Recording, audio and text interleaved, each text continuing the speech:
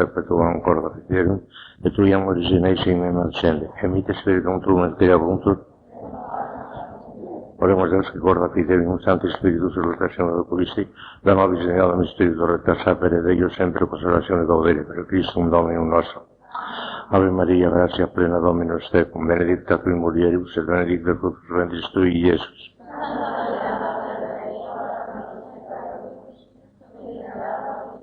Gloria Patri et Filio et Spiritus Sancto. Reina del Santísimo Rosario, San José, Santo Padre Domingo, Santa Teresa de Jesús. Bueno,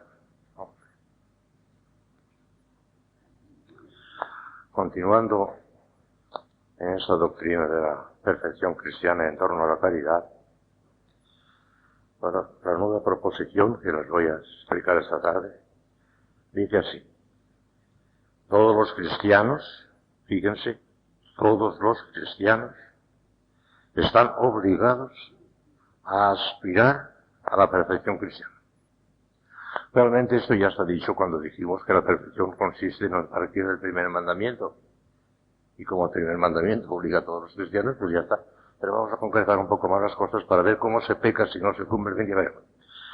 Fíjense bien que decimos todos los cristianos porque efectivamente esto afecta a todos por el mero hecho de estar bautizados. La gracia está exigiendo su crecimiento y su desarrollo, y la gracia y la caridad, aunque son dos cosas distintas, son inseparables. La gracia está en la esencia del alma, la caridad está en la voluntad, pero de tal manera inseparables que donde está la gracia está la caridad, donde está la caridad está la gracia, no se puede separar. Se puede separar la fe y la esperanza, porque una persona puede estar en pecado mortal y sin embargo tener fe, es una fe muerta, pero la caridad y la gracia absolutamente inseparables, donde está uno está también la otra. Bueno, pues esa exigencia del bautismo la tienen todos los cristianos, por el hecho de estar bautizados. Pero además, y por si algo faltara, está el primer mandamiento de la ley de Dios que se nos exige la perfección cristiana. Porque ya les dije ayer que si el primer mandamiento estuviera formulado de la siguiente forma: amarás al Señor tu Dios y al prójimo como a ti mismo, no estaría mandado a la perfección. Bastaría simplemente con estar en el estado de gracia y ya está, porque no se nos manda. Pero cuando se nos dice en el primer mandamiento, amarás al Señor tu Dios con todo tu corazón, con toda tu alma y con todas tus fuerzas, se nos manda la perfección cristiana. Porque la perfección cristiana consiste en eso: en amar a Dios con todo el corazón, con toda el alma, con todas las fuerzas. Es una consecuencia del primer mandamiento de la ley de Dios. La Sagrada Escritura además tiene otros muchísimos textos.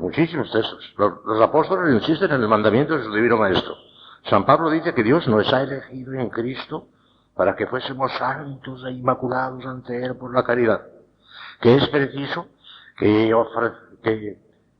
nos esforcemos hasta que todos alcancemos la unidad de la fe y del conocimiento del Hijo de Dios, cual varones perfectos a la medida de la plenitud de Cristo.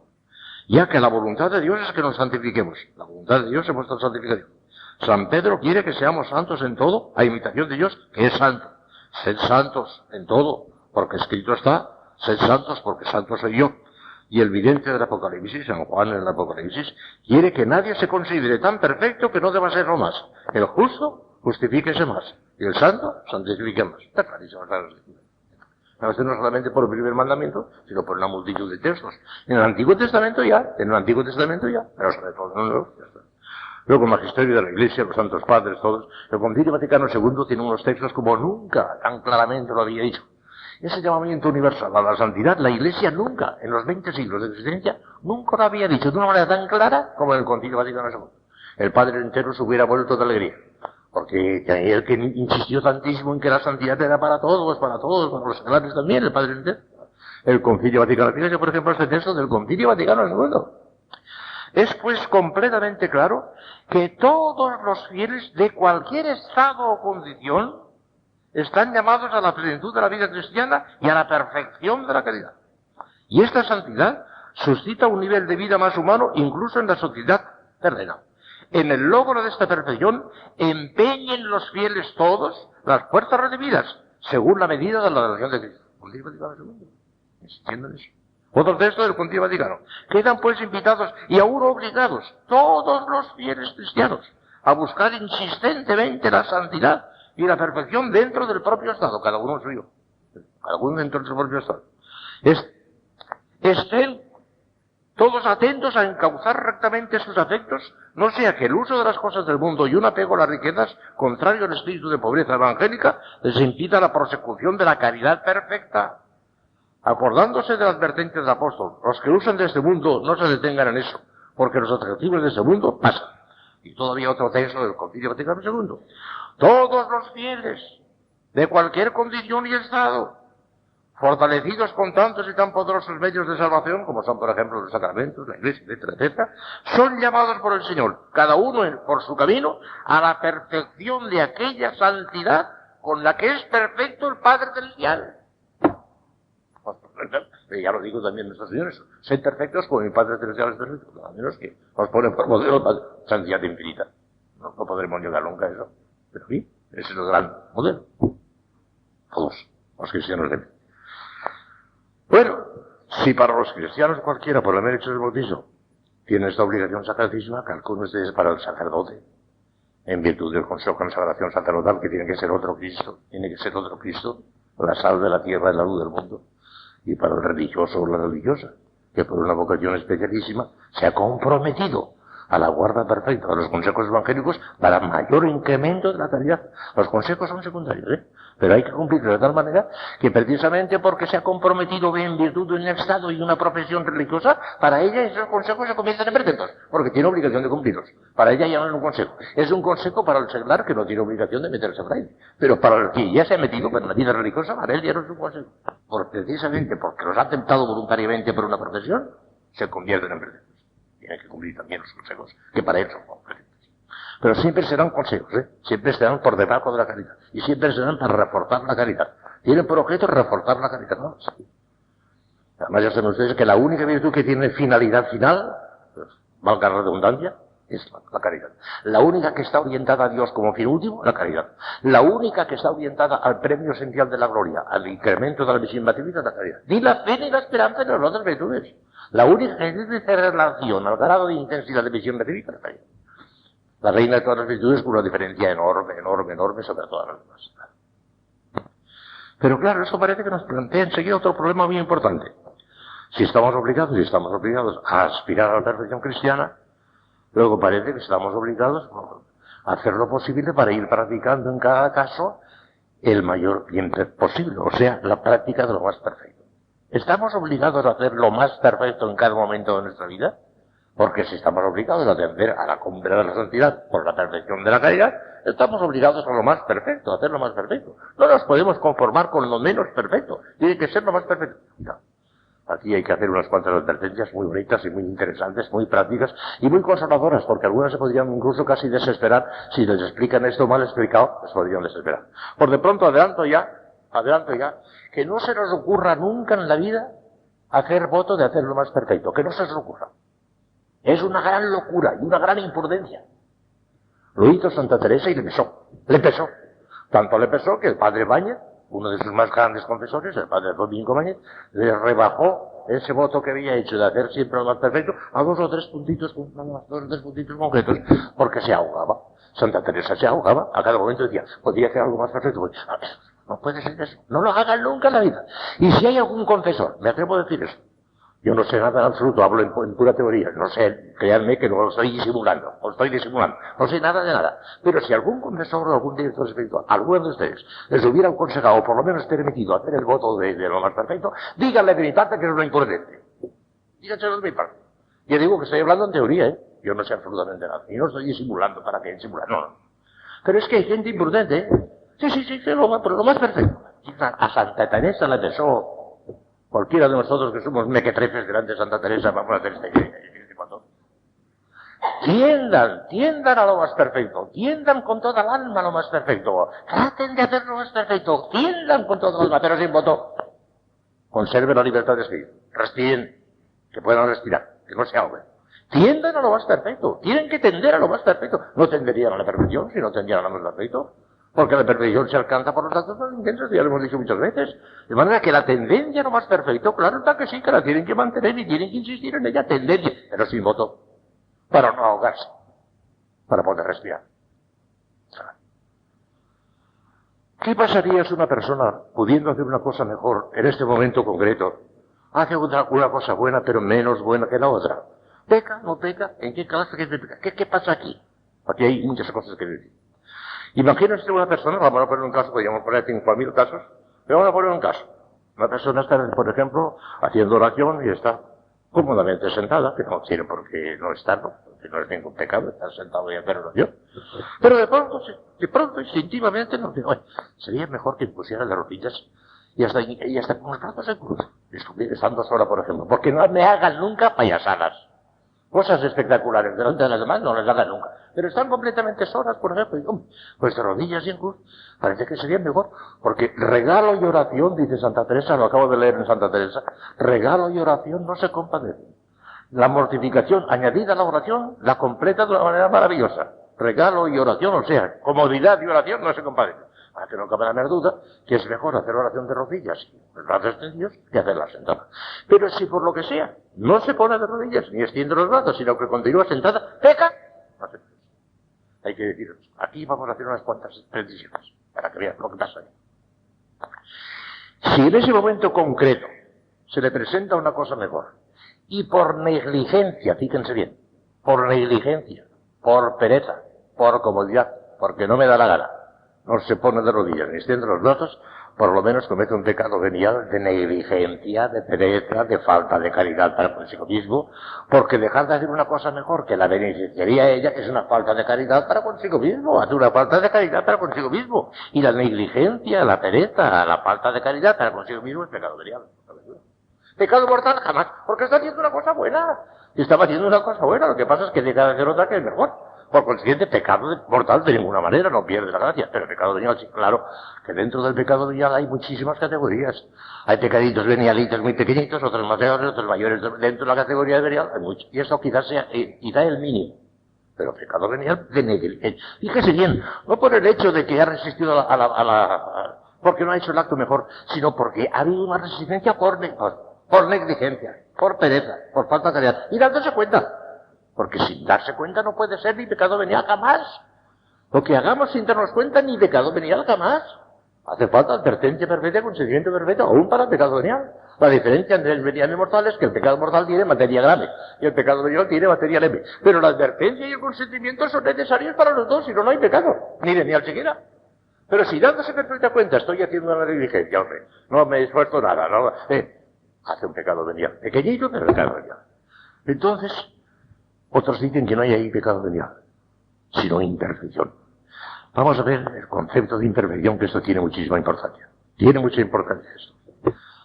Se pueden distinguir tres cosas: pecado mortal, pecado venial e imperfección. Pecado mortal es aquel que va directamente contra la caridad en materia grave, es pecado mortal. Se pierde la gracia, se queda 1-0, aunque hubiera sido un santo que tuviera ya la gracia en 100 grados de caridad, baja a 0 instantáneamente por el pecado mortal, lo tiene todo. La catástrofe de las catástrofes. ¿Qué importa la muerte? ¿Qué importa la enfermedad? ¿Qué importancia? La única cosa importante, terriblemente importante que hay en este mundo es el pecado mortal.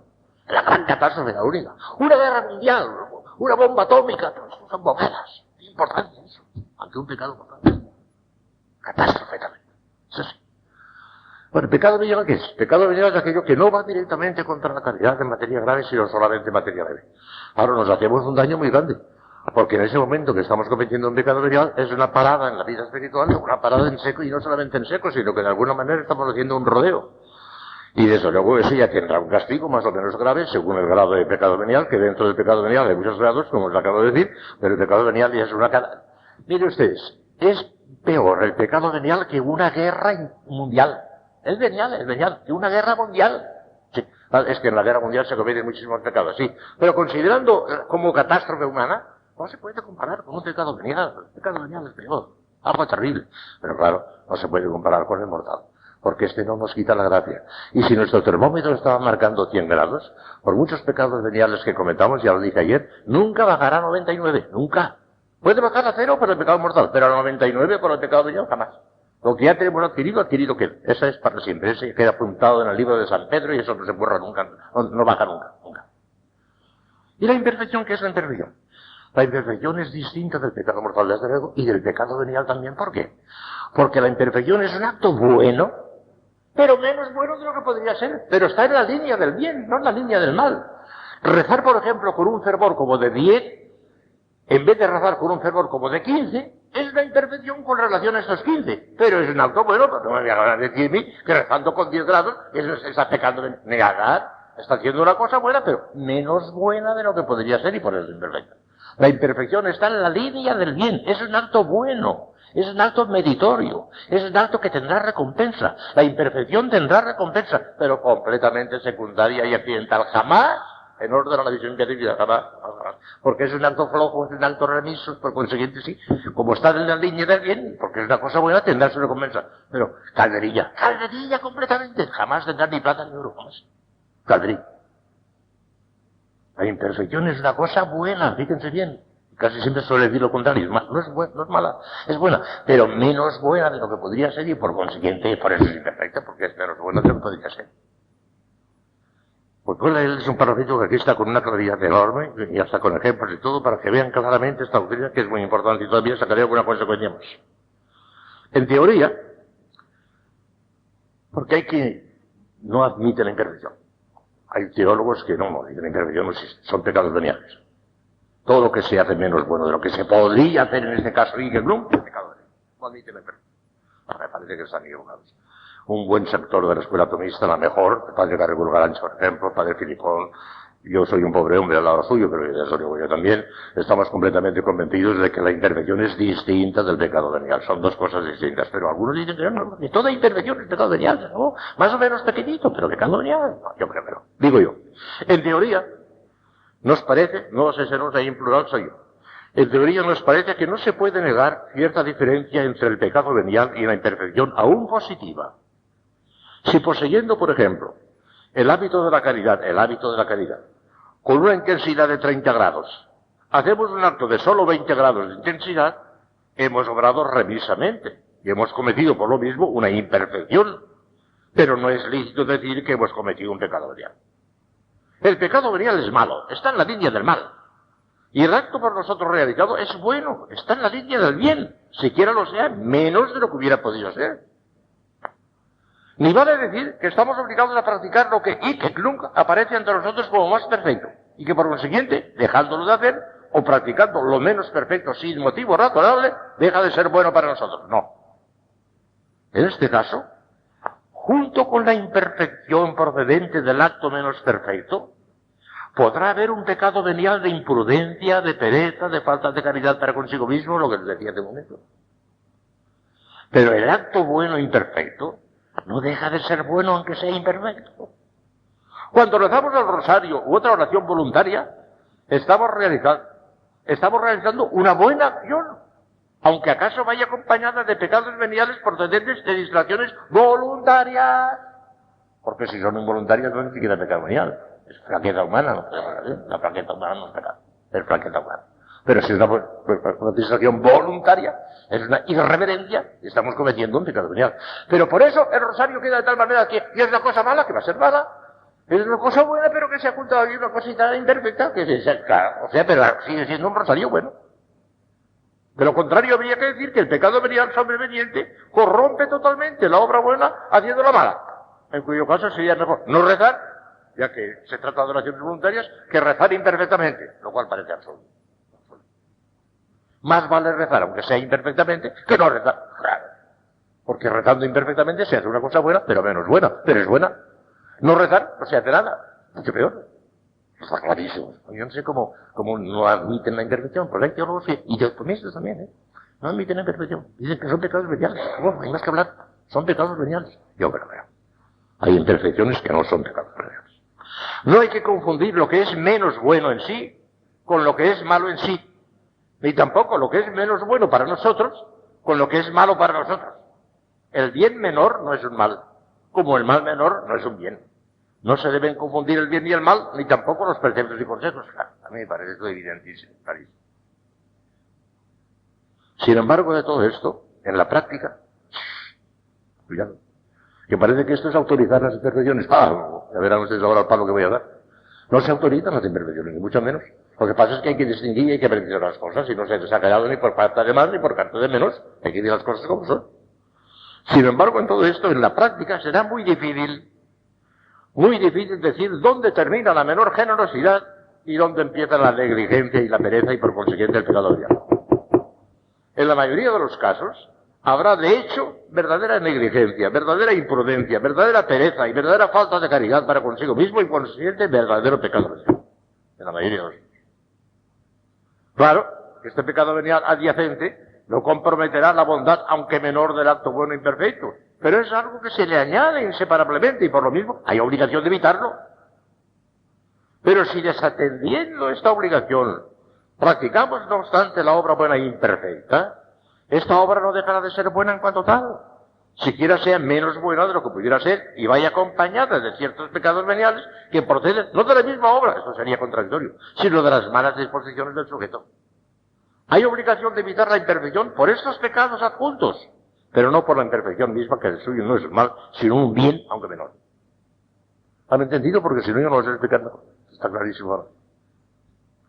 En resumen, y recogiendo ahora la conclusión que se desprende de todo cuanto acabamos de decir en estas dos últimas cuestiones, nos parece que lo más perfecto, y que para nosotros nos obliga tan solo bajo imperfección, pero no bajo pecado venial. Aunque de suyo esa imperfección vaya o pueda ir acompañada de algunos pecados veniales procedentes de las malas disposiciones del sujeto, y hay obligación de evitarla por esos otros pecados, pero no por sí misma, ya que en definitiva la imperfección no es un mal, sino un bien, aunque menor. De esta manera, nos parece que pueden armonizarse las dos sentencias, recogiendo lo que cada una tiene de verdadera y rechazando sus extremismos y exageraciones. Las dos sentencias son las que admiten la imperfección como distinta del pecado venial y las que no admiten imperfección como distinta del pecado venial. Son todos pecados veniales. Nadie está autorizado para cometer imperfecciones. Hay que evitarlas de todo trance.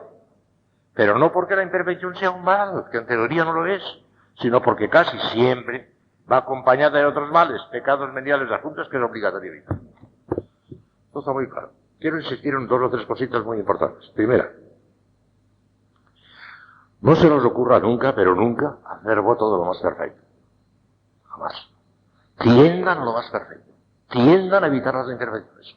Si se presenta un caso concreto en el que ustedes ven claramente por inspiración del Espíritu Santo, pero lo está inspirando continuamente. En este momento esto que estoy haciendo está bien, pero podría hacer esto otro que sería mejor. Hagan eso otro que es mejor. Cuando lo vean claramente, hagan eso otro que es mejor. Enseguida. Si ven que todo conjunto de circunstancias se lo permite, que no hay inconveniente ninguno, que pueden hacerlo, háganlo. Láncese hacia lo más perfecto siempre. Rechacen las imperfecciones, eso sí, pero sin voto. Para que puedan respirar tranquilos. Para que no te digan el agobio de Santa Teresa, que tuvo que pedir dispensa y se la dio. Santa Teresa. Y segundo, tengan en cuenta que las imperfecciones tienen muchísima importancia. Para paralizar nuestra vida espiritual son las imperfecciones las que paralizan.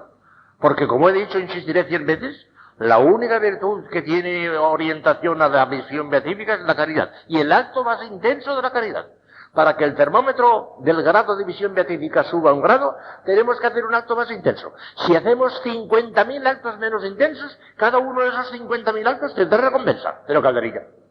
Para que suba un termómetro en orden a la visión beatífica, el acto más intenso. Por consiguiente, el acto contrario a la imperfección. Porque la imperfección se podría definir así. Imperfección es lo contrario del acto más intenso. ¿Qué es la imperfección?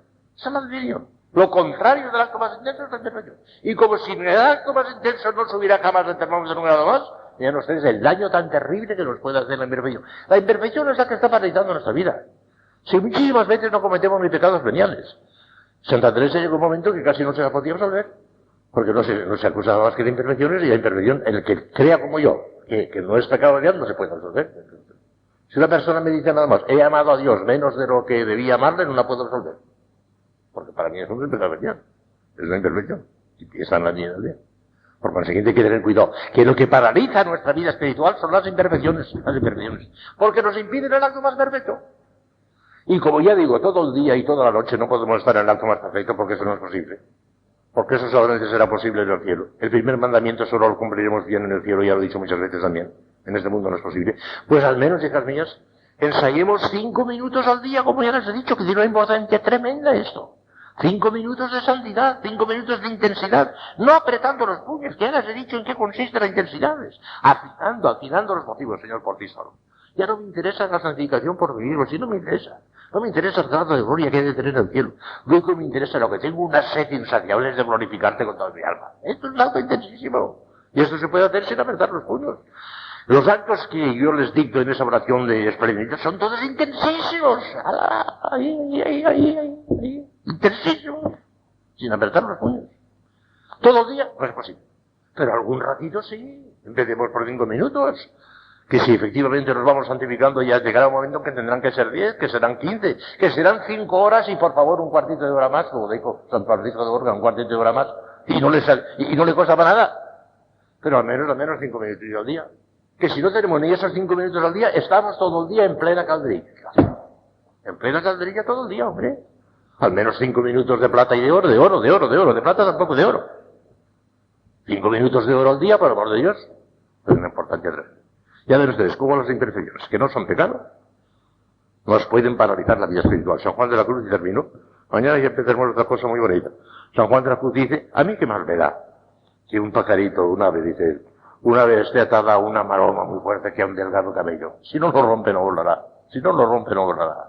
Y a veces por un apego a una cosita insignificante, por una imperfección que no queremos acabar de romper, una imperfección que ni siquiera es pecado venial, pero no queremos romper, paralizada la vida espiritual. El termómetro parado.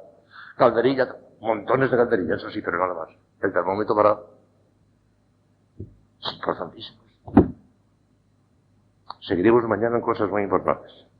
Ya nos vamos acercando pronto a la mística, verán ustedes también que son cosas que apenas les he hablado, pero les interesan mucho, me parece.